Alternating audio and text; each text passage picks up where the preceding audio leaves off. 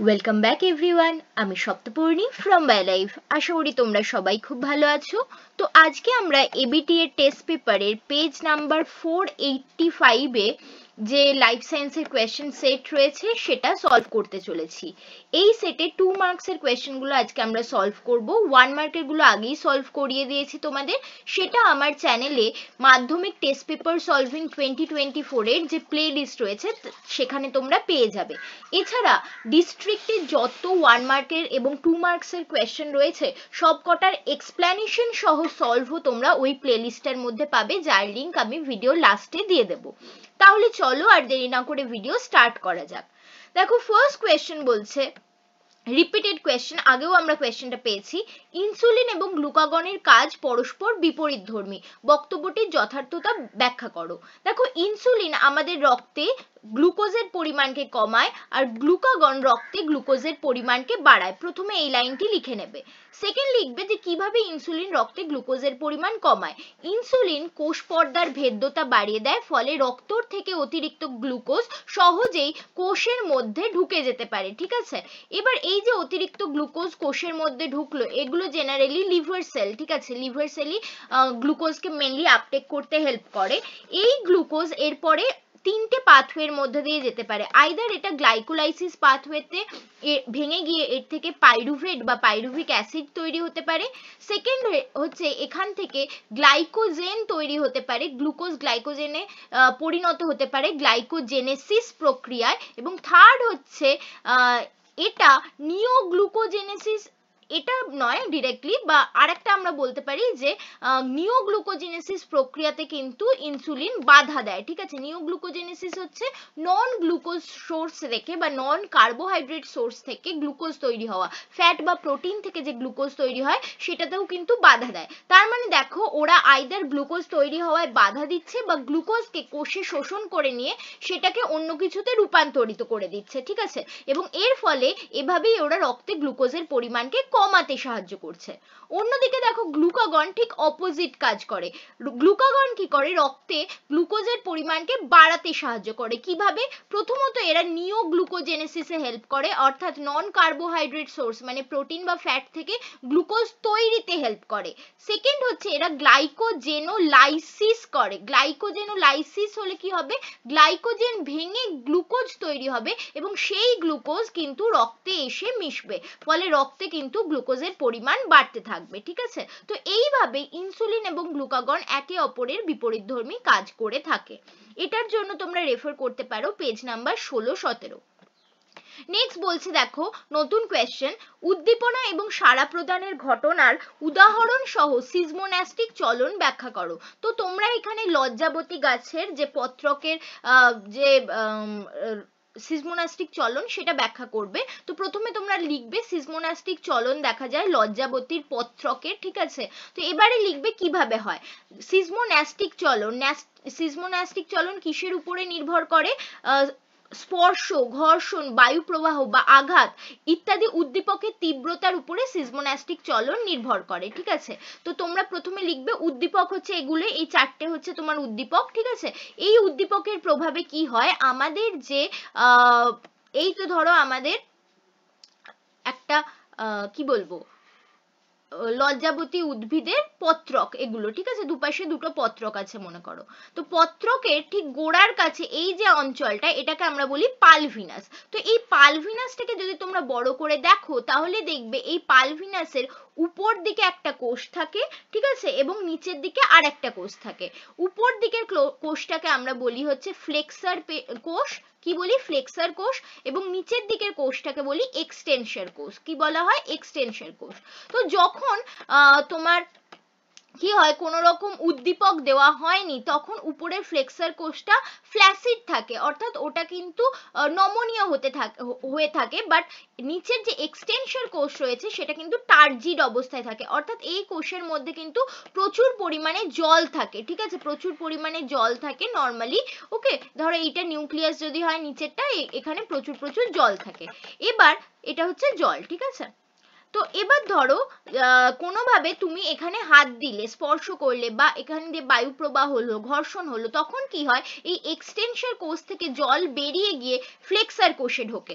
ফলে কি হয়, রসস্ফীতিজনিত চাপের পরিবর্তন হবে। অর্থাৎ এবারে কি হবে, এবার উপরে ফ্লেক্সার কোষটা জলে ভর্তি হবে, অর্থাৎ টার্জিড হয়ে যাবে, এবং নিচের এক্সটেনশন কোষ যেটা ছিল সেটা ফ্ল্যাসিড হয়ে যাবে। ঠিক আছে, নিচের এক্সটেনশন কোষ এবার ফ্ল্যাসিড হয়ে যাবে, অর্থাৎ জল বেরিয়ে গিয়ে চুপসে যাবে, এবং উপরের ফ্লেক্সার কোষ জল ধারণ করে সেটা কিন্তু ফুলে উঠবে।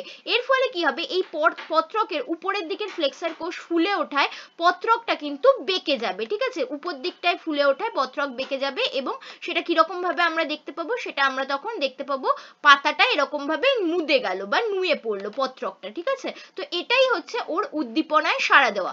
অর্থাৎ এক্ষেত্রে আমরা বুঝতে পারছি স্পর্শ, ঘর্ষণ, বায়ুপ্রবাহ, আঘাত ইত্যাদি উদ্দীপকের তীব্রতার উপরে ভিত্তি করে ফ্লেক্সার যে পত্রক থাকে আমাদের লজ্জাবতী গাছের, সেই পত্রকের যে পালভিনাস থাকে সেখানে দুটি কোষের মধ্যে রসস্ফীতিজনিত চাপের পরিবর্তন ঘটে, ফ্লেক্সার এবং এক্সটেনশন কোষের মধ্যে, যার ফলে পত্রক নুয়ে পড়ে এবং সেটি হচ্ছে তার উদ্দীপনায় সাড়া দেওয়া। ঠিক আছে, তো এটাই তোমরা সুন্দর করে লিখবে, পারলে একটু ছোট্ট করে ছবিও এঁকে দিতে পারো, এক্সামিনার খুশি হয়ে যাবেন। ঠিক আছে, এবং এটার জন্য তোমরা ফলো করতে পারো পেজ নাম্বার 5, যদিও সেখানে এতটা ডিটেলসে দেওয়া নেই সাঁতরার বইতে।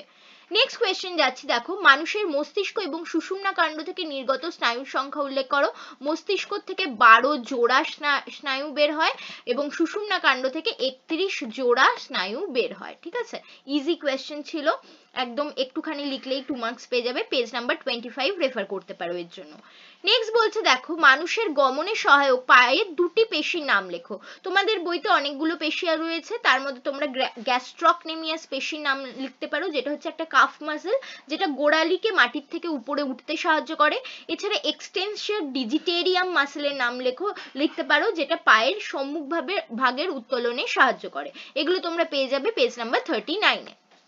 নেক্সট বলছে, মিওসিস কোষ বিভাজনকে কেন হ্রাস বিভাজন বলা হয়? দেখো, মিওসিস কোষ বিভাজনে আমরা দেখতে পাই যে যে মাতৃকোষ ছিল তার যা ক্রোমোজোম সংখ্যা ছিল, অর্থাৎ সেটা যদি ডিপ্লয়েড হয় 2n হয়, তার থেকে যে অপত্য কোষগুলি তৈরি হয় তাদের ক্রোমোজোম সংখ্যা কিন্তু হাফ হয়ে যায়, অর্থাৎ হ্যাপ্লয়েড হয়ে যায়। তো যেহেতু অপত্য কোষে মাতৃকোষের তুলনায় ক্রোমোজোম সংখ্যা হাফ হয়ে যায় বা অর্ধেক হয়ে যায়, সেজন্য এটিকে হ্রাস বিভাজন বলা হয়।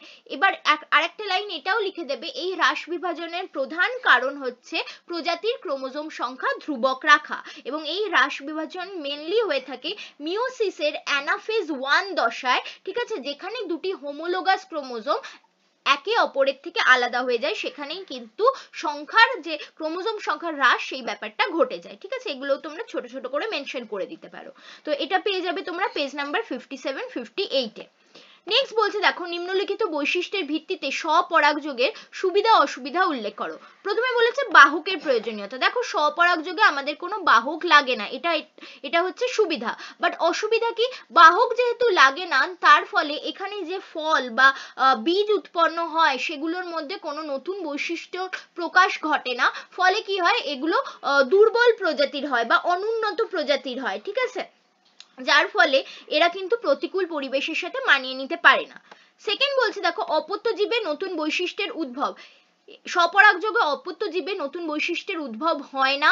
ঠিক আছে, এটার সুবিধা হচ্ছে এর ফলে প্রজাতির যে বিশুদ্ধতা সেটা বজায় থাকে, বাট এই সুবিধাটা খুবই নেগলিজেবল। অসুবিধাই এখানে বেশি হয়, কারণ কোনো রকম নতুন বৈশিষ্ট্যের বহিঃপ্রকাশ না হওয়ার জন্য উদ্ভিদটি কিন্তু দুর্বল হয়, তার অনাক্রম্যতা ক্ষমতা কম হয়, ফলে সে রোগ জীবাণু দ্বারা আক্রান্ত হতে পারে খুব সহজেই, এবং অভিযোজনও ভালোভাবে করতে পারে না। ঠিক আছে, তার ফলে তার কিন্তু পৃথিবীতে বেঁচে থাকাটাই খুব কঠিন হয়ে ওঠে প্রতিকূল পরিবেশের সাথে লড়াই করে। ঠিক আছে, প্লাস তার অঙ্কুরোদ্গমের যে হার, সেটাও কিন্তু বীজের অঙ্কুরোদ্গমের হারও কিন্তু হ্রাস পেতে পারে। তো এইভাবে তোমরা দুটোরই সুবিধা অসুবিধা লিখবে। নেক্সট বলছে, জোর কলমের ক্ষেত্রে স্টক এবং শিয়ন বলতে কি বোঝো? স্টক হচ্ছে শিকড়যুক্ত বা মূলযুক্ত যে উদ্ভিদের সাথে শিয়নকে যোগ করা হয় তাকে স্টক বলা হয়, অর্থাৎ স্টকের মূল থাকবে, এবং স্টক কিন্তু অনুন্নত। শিয়ন কিন্তু স্টকের তুলনায় উন্নত প্রকৃতির হয় এবং শিয়নকে স্টকের সাথে যুক্ত করা হয়, ঠিক আছে। এবং মনে রাখবে জোর কলমের ক্ষেত্রে স্টক এবং শিয়ন উভয়ের ক্ষেত্রেই ক্যাম্বিয়াম পর্যন্ত কাটা হয়। এই জন্যই ক্যাম্বিয়াম পর্যন্ত যেহেতু কাটার ব্যাপার আছে, ক্যাম্বিয়াম শুধুমাত্র আমরা ডাইকট প্ল্যান্টেই দেখতে পাই, তাই জোর কলম একমাত্র ডাইকট প্ল্যান্টেই করা যায়, এটাও তোমরা মেনশন করে দেবে। এবং তারপরে দুটোকে একসাথে জুড়ে দিয়ে তাতে লঘু অক্সিন প্রয়োগ করা হয় এবং কিছুদিন বাদে যখন সেটা জোর লেগে যায় শিয়নের পার্টটাকে কেটে দেওয়া হয়। বাট আলটিমেটলি গিয়ে শিয়নের যে উন্নত বৈশিষ্ট্যযুক্ত ফুল বা ফলই কিন্তু সেই জোর কলম যুক্ত গাছটি উৎপন্ন করে, ঠিক আছে। এবং একটি ছবি এঁকে দেবে বইতে তোমাদের সুন্দরভাবে, একটা টবে স্টক বা শিয়নের যে ছবিটা রয়েছে সেটা এঁকে দেবে, পেজ নাম্বার 62, এর জন্য তোমরা ফলো করতে পারো। আর আগের কোয়েশ্চেনটার জন্য এই যে স্বপরাগ যুগের, এটার জন্য পেজ নাম্বার 66 ফলো করতে পারো। নেক্সট বলছে সমসংকর বিষমসংকর জীব বলতে কি বোঝো, উদাহরণ দাও। দেখো যখন হোমোলোগাস ক্রোমোজোমের, ঠিক আছে, দুটি হোমোলোগাস ক্রোমোজোমের একই লোকাসে সমধর্মী অ্যালিল দেখা যায়, অর্থাৎ দেখো এটি হচ্ছে একটি হোমোলোগাস ক্রোমোজোম, ঠিক আছে, বা পেয়ার। ধরো এটাও হচ্ছে 1 নাম্বার ক্রোমোজোম যেটা মায়ের থেকে পেয়েছো, আর এটা 1 নাম্বার ক্রোমোজোম যেটা বাবার থেকে পেয়েছো। দুটোরই এই লোকাসটার নাম ধরো, আমি ধরলাম যে এই লোকাসটার কোনো একটা নাম আছে। এই লোকাসে যদি দুটো হোমোলোগাস ক্রোমোজোমের ক্ষেত্রে ক্যাপিটাল টি থাকে, অর্থাৎ সমধর্মী অ্যালিল রয়েছে, অথবা দুটোর ক্ষেত্রে স্মল টি রয়েছে, ঠিক আছে, অর্থাৎ সমধর্মী অ্যালিল রয়েছে, তখন সেই ধরনের যে জীব তাকে আমরা ওই বৈশিষ্ট্যের সাপেক্ষে সমসংকর জীব বা হোমোজাইগাস বা বিশুদ্ধ জীব বলবো, ঠিক আছে। তার মানে বিশুদ্ধ জীবের জিনোটাইপ হবে ক্যাপিটাল টি বা স্মল টি। ওকে, বাট যখন এই দুটি হোমোলোগাস ক্রোমোজোমের অ্যালিলগুলি, একই লোকাসে যে অ্যালিলগুলো রয়েছে তারা ভিন্ন প্রকৃতির হয়, অর্থাৎ একটিতে ধরো ক্যাপিটাল টি রয়েছে আর অন্যটিতে স্মল টি রয়েছে, তাহলে সেই ধরনের জীবকে আমরা বিষম সংকর বা সংকর জীব বলবো বা হেটেরোজাইগাস জীব বলবো। অর্থাৎ উদ্ভিদের উচ্চতার সাপেক্ষে এটার যে বৈশিষ্ট্য হবে, জিনোটাইপ হবে, সেটা হবে ক্যাপিটাল টি স্মল টি, ঠিক আছে। নেক্সট বলছে দেখো প্রকরণ সৃষ্টির দুটি কারণ বিবৃত করো। আচ্ছা, আগের কোয়েশ্চেনটা সমসংকর বিষমসংকর তোমরা পেজ নাম্বার 75 পেয়ে যাবে। প্রকরণ সৃষ্টির দুটি কারণ কি? প্রথম কথা হচ্ছে যে মিউটেশনের ফলে প্রকরণ সৃষ্টি হতে পারে, 1 নাম্বার। দ্বিতীয় হচ্ছে বিভিন্ন পরিবেশের এফেক্টের ফলে, ক্রোমোজোমের উপরে পরিবেশের এফেক্টের ফলে অনেক সময় জিনে যে পরিবর্তন দেখা যায়, ঠিক আছে, সেটার জন্য মিউটেশন হতে পারে, সেটার জন্য প্রকরণ সৃষ্টি হতে পারে। এছাড়া ক্রসিং ওভারের জন্য প্রকরণ সৃষ্টি হতে পারে। তোমাদের আমি 3টে রিজন বললাম, যে কোনো দুটো লিখলেই হবে। এটার অ্যান্সার তোমরা এটার জন্য রেফার করতে পারো পেজ নাম্বার 74। নেক্সট বলছে দেখো একজন হিমোফিলিয়ার বাহক মহিলার সাথে স্বাভাবিক পুরুষের বিবাহ হলে তাদের পুত্র সন্তানদের হিমোফিলিয়া হবার সম্ভাবনা কত? চেকার বোর্ডের সাহায্যে দেখো। দেখো বলেছে মাতা বাহক, ঠিক আছে, তো আমরা ধরে নিই হিমোফিলিয়ার অ্যালিল হচ্ছে XH আর নর্মাল অ্যালিল হচ্ছে X+, ঠিক আছে। তাহলে মায়ের যে জিনোটাইপ সেটা হবে XH X+, যেখানে XH হচ্ছে হিমোফিলিক অ্যালিল আর X+ হচ্ছে নর্মাল অ্যালিল, তো মা হচ্ছে বাহক। তো এর সাথে এই মায়ের সাথে যে বাবার ক্রস করানো হচ্ছে যে পুরুষের, তিনি হচ্ছে নর্মাল, তার মানে তার কি হবে জিনোটাইপ X+Y হবে, ঠিক আছে। তো এদের থেকে কি কি টাইপের পুত্র হতে পারে? একজন পুত্র মায়ের থেকে পাবে XH, বাবার থেকে পাবে Y, ঠিক আছে। তো একজন পুত্রের তাহলে জিনোটাইপ হবে XHY এবং আরেকজন পুত্র পাবে মায়ের থেকে X+, বাবার থেকে তো অবশ্যই পুত্র যেহেতু Y পাবে, তো আরেকজন পুত্রের জিনোটাইপ হবে X+Y, ঠিক আছে। তাহলে দেখো যে X+Y সেটা হচ্ছে নর্মাল পুত্র, বাট যে XHY যে সে কিন্তু হচ্ছে আমাদের হিমোফিলিক পুত্র বা আক্রান্ত পুত্র, তার মানে দেখো 50% পুত্র কিন্তু আক্রান্ত হবে, ঠিক আছে। তো তোমাদের কাজ হচ্ছে এই যে ক্রসটা আমি প্রথমে লিখলাম সেটাকেই চেকার বোর্ডের মধ্যে দেখানো এবং তার থেকে তোমাদের বলা যে পুত্রদের মধ্যে 50% কিন্তু আক্রান্ত হবে আর 50% নর্মাল হবে। নেক্সট যাচ্ছি দেখো, আচ্ছা এটার জন্য তোমরা ফলো করতে পারো পেজ নাম্বার 89। নেক্সট যাচ্ছি সমসংস্থ এবং সমবৃত্তীয় অঙ্গের মধ্যে পার্থক্য লেখো, এটার জন্য তোমরা পেজ নাম্বার 103 ফলো করতে পারো। সমসংস্থ অঙ্গ হচ্ছে যেসব অঙ্গ গঠনগতভাবে আলাদা এবং উৎপত্তিগতভাবে আলাদা বাট যাদের কাজ একই তাদের আমরা সমসংস্থ অঙ্গ বলি, তাদের আমরা সমবৃত্তীয় অঙ্গ বলি। আর সমসংস্থ অঙ্গ হচ্ছে যেসব অঙ্গের কাজ আলাদা হলেও তারা উৎপত্তিগতভাবে একই বা গঠনগতভাবে একই, তাদের আমরা সমসংস্থ অঙ্গ বলি। সেকেন্ড পার্থক্য লিখবে তোমরা, সমসংস্থ অঙ্গ হচ্ছে অপসারী বিবর্তনের ফলাফল, বাট সমবৃত্তীয় বা অ্যানালোগাস অর্গান হচ্ছে অভিসারী বিবর্তনের ফলাফল। তাহলে এই দুটো পার্থক্য তোমরা লিখতে পারো এবং তার সাথে একটা করে উদাহরণও যোগ করে দিতে পারো তোমরা। নেক্সট বলছে বায়ুথলি কিভাবে পায়রাকে খেচর অভিযোজনে সাহায্য করে লেখো। কতবার যে কোয়েশ্চেনটা এসেছে তার কোনো ইয়ত্তা নেই, ভেরি ভেরি ইম্পর্টেন্ট কোয়েশ্চেন, পেয়ে যাবে পেজ নাম্বার 107-এ। দেখো বায়ুথলি পায়রার ক্ষেত্রে আমরা দেখতে পাই পায়রার যে ফুসফুস রয়েছে তার সাথে 9টি বায়ুথলি যুক্ত থাকে এবং বায়ুথলির মধ্যে অক্সিজেন গ্যাস থাকে, ঠিক আছে, যার ফলে বায়ুথলি কিন্তু পায়রার বডিকে হালকা করতে সাহায্য করে এবং পায়রার বডি হালকা হলে সেটি পায়রাকে খেচর অভিযোজন অর্থাৎ উঠতে সাহায্য করে, ঠিক আছে, উড্ডয়নে সাহায্য করে। সেকেন্ড হচ্ছে এই অক্সিজেন কিন্তু পায়রা যখন ওড়ে তখন তাকে এনার্জি প্রদান করে এবং পায়রাকে ক্লান্ত হতে দেয় না সহজে ওড়ার সময়। তো এভাবেই আমাদের যে বায়ুথলি সেটা পায়রার খেচর অভিযোজনে সাহায্য করে থাকে। নেক্সট বলছে বিকাশের প্রারম্ভিক দশায় মেরুদণ্ডী প্রাণীর ভ্রূণে দেখতে পাওয়া যায় এমন দুটি বৈশিষ্ট্য লেখো। এটাও আমরা একবার পেয়েছি এই কোয়েশ্চেনটা, এটার জন্য তোমরা রেফার করতে পারো পেজ নাম্বার 105। এটার অ্যান্সার তোমরা লিখতে পারো গলবিল অঞ্চলে বহিস্থ ফুলকা খাঁজ দেখা যায় এবং দ্বিতীয় হচ্ছে লেজ সদৃশ্য গঠনে খণ্ডকের মতো সজ্জিত মায়োটম পেশি দেখা যায়, ঠিক আছে। নেক্সট বলছে দেখো ডিনাইট্রিফিকেশন বলতে কি বোঝো, কতবার যে এসেছে সেটার কোনো শেষ নেই। ডিনাইট্রিফিকেশন হচ্ছে যেখানে মাটিতে উপস্থিত নাইট্রোজেন জাতীয় যৌগ, যেমন ধরো নাইট্রেট বলতে পারি আমরা, সেটা বিভিন্ন ধরনের মাইক্রো অর্গানিজমের ক্রিয়ার ফলে নাইট্রোজেনে পরিণত হয় এবং সেই নাইট্রোজেন বায়ুতে মিশে যায়, সেই পদ্ধতিকে আমরা ডিনাইট্রিফিকেশন বলি। তো এই পদ্ধতিতে কি কি ব্যাকটেরিয়া কাজ করে দুটো এক্সাম্পল দেবে, সিউডোমোনাস এবং থায়োব্যাসিলাস ডিনাইট্রিফিকেন্স। বাট এটা তোমাদের মেনশন করতে হবে এই ধরনের মাইক্রো অর্গানিজমরা কিন্তু আমাদের মাটির পক্ষে খারাপ, কারণ এরা মাটিতে থাকা নাইট্রোজেন জাতীয় যৌগকে ভেঙে নাইট্রোজেনে পরিণত করছে এবং তাকে বায়ুতে বিলিয়ে দিচ্ছে, ফলে এরা কিন্তু মাটির যে উর্বরতা সেটাকে হ্রাস করছে, ঠিক আছে। তো এই ধরনের মাইক্রো অর্গানিজমরা কিন্তু খারাপ। নেক্সট, আচ্ছা এটার জন্য তোমরা ফলো করতে পারো পেজ নাম্বার 115। নেক্সট কোয়েশ্চেন যাচ্ছে, দেখো মাটি দূষণের দুটি কারণ লেখো, 119 নাম্বার পেজে তোমরা পেয়ে যাবে। প্রথমেই তোমরা লিখবে যে বিভিন্ন ধরনের কেমিক্যাল সার যেমন ইউরিয়া, অ্যামোনিয়া, বিভিন্ন ধরনের পেস্টিসাইড বা কীটনাশক যেমন ডিডিটি, বিএইচসি, এছাড়া আগাছানাশক যেমন 2,4-D, সিম্যাজিন ইত্যাদির দ্বারা মাটি দূষিত হয়। সেকেন্ড লিখতে পারো তোমরা বিভিন্ন ধরনের আবর্জনা, প্রাণীদের মৃতদেহ, শিল্পজাত বর্জ্য ইত্যাদির থেকে যে ক্ষতিকর জীবাণু মাটিতে মেশে তার দ্বারাও কিন্তু মাটি দূষিত হয়, ঠিক আছে। নেক্সট বলছে দেখো জলাভূমিকে কেন প্রকৃতির বৃক্ষ বলা হয়। এটার অ্যান্সার তোমাদের বইতে দেওয়া নেই, সাঁতরার বইতে, বাট এটুকু শুধু লেখা আছে যে জলাভূমিকে প্রকৃতির বৃক্ষ বলা হয়। And if I am not so রং, এটা মনে হয় যত সম্ভব পেজ নাম্বার 124-এ লেখা রয়েছে।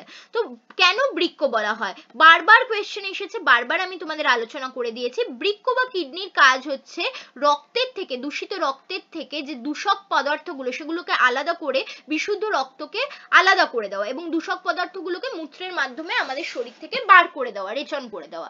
তেমনি জলাভূমি বা ওয়েটল্যান্ড কি করে, জলাভূমি দূষিত জলের থেকে দূষক পদার্থগুলিকে আলাদা করে দেয় এবং জলটিকে বিশুদ্ধ রাখতে সাহায্য করে, যার ফলে প্রকৃতিতে বা ইকোসিস্টেমে কিন্তু বিশুদ্ধ জলের যে জলচক্র সেটা বজায় থাকতে পারে। তো জলাভূমি তার মানে এখানে আমাদের বৃক্কের মতো বা কিডনির মতোই ফিল্টারের কাজ করছে, ফিল্ট্রেশন করছে, ঠিক আছে, নোংরা বা দূষিত জলকে ফিল্টার করছে, তাই জলাভূমিকে প্রকৃতির বৃক্ষ বলা হয়। লাস্ট কোয়েশ্চেন দিয়েছে ক্রায়ো সংরক্ষণের দুটি বৈশিষ্ট্য লেখো, পেজ নাম্বার 135 ফলো করতে পারো এর জন্য। ক্রায়ো সংরক্ষণের দুটি বৈশিষ্ট্য হচ্ছে ক্রায়ো সংরক্ষণের মাধ্যমে আমরা -196°C তাপমাত্রায় তরল নাইট্রোজেনে কিন্তু বিভিন্ন ধরনের কোষ বা কলাকে সংরক্ষণ করতে পারি। সেকেন্ড হচ্ছে এটি কোষ বা কলা সংরক্ষণের এক ধরনের ex-situ মেথড বা ex-situ কনজারভেশন পদ্ধতি, যার মাধ্যমে কোষ বা কলাকে দীর্ঘদিন ধরে বিভিন্ন রাসায়নিক বিক্রিয়ার ক্ষতিকারক প্রভাব থেকে রক্ষা করে সঞ্চয় বা সংগ্রহ করা যেতে পারে, ঠিক আছে। তো এই দুটো তোমরা বৈশিষ্ট্য লিখে দিতে পারো। তো এই ছিল আমাদের পেজ নাম্বার 485 এর যতগুলো 2 মার্কসের কোয়েশ্চেন ছিল ডিসকাস করে দিলাম। প্লে লিস্টটা তোমরা দেখে নাও, আমি লাস্টে ভিডিওর এন্ডে প্লে লিস্টের লিঙ্ক দিচ্ছি, প্লাস ক্লাস 10 এর চ্যাপ্টার ওয়াইজ প্লে লিস্টের লিঙ্কও লাস্টে দেওয়া থাকবে। ভিডিও ভালো লাগলে অবশ্যই লাইক করতে ভুলো না, বন্ধুদের মধ্যে শেয়ার করে দিও এবং নিচে অবশ্যই কমেন্ট করে জানিও ভিডিও কেমন লাগছে। কোনো ডাউট থাকলে, কোনো নতুন ভিডিও দরকার হলে সেটাও লিখে জানাতে পারো এবং অবশ্যই চ্যানেলটাকে সাবস্ক্রাইব করে রাখো যাতে আমি যখনই নতুন কোনো ভিডিও দেবো তোমরা তার নোটিফিকেশন সবার আগে পেতে পারো। নিচে দেওয়া বেল বাটন প্রেস করে অবশ্যই চ্যানেলটাকে সাবস্ক্রাইব করতে ভুলো না। Thanks for watching and happy learning.